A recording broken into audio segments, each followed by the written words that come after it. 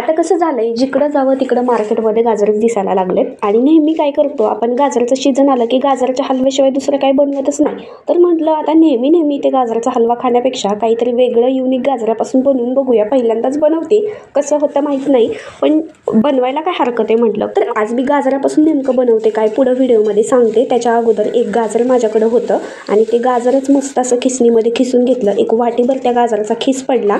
एक वाटी गाजराच्या खिसासाठी अर्धी वाटी गूळ घेतला. गाजर तुपामध्ये चांगलं परतून घेतलं आणि गुळामध्येच पाणी न टाकता ते गाजर त्या गुळामध्ये चांगलं शिजू दिलं.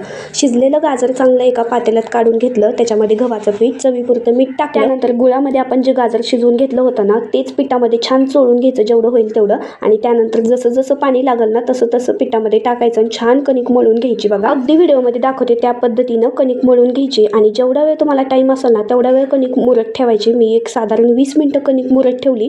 त्यानंतर तेल लावून तेलामध्ये कणिक थोडीशी मळून घेतली. बघा, हात माझा तेलाचाच दिसतोय. तेलाच्याच हातानं छान असे गोळे तयार करून घ्यायचे, कारण आपण जशी पुरी लाटतो ना अगदी त्या पद्धतीनं आपल्याला या गोळ्यांची पुरी लाटून घ्यायची आहे. आता गोळे तयार केले, त्याच्यातला एक गोळा घ्यायचा आणि छान आता पुरी लाटतो त्या पद्धतीनं पुरी लाटून घ्यायची.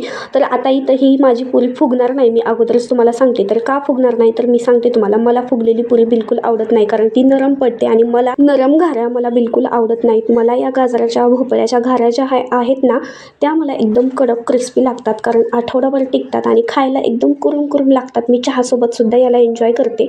मी वरून तीळसुद्धा टाकलेले आहेत आणि मस्त न फुगता ही घारी अशी मस्त कमी गॅसवरती तळून घ्यायची, म्हणजे ती फुगत नाही. जर हाय गॅस केला तर मग ती फुगते आणि मग ती नरम पडते, त्यामुळे ती खाण्यात मग मज्जा पण येत नाही. अशी एक वेळेस गाजराची घारी नक्की करून पहा.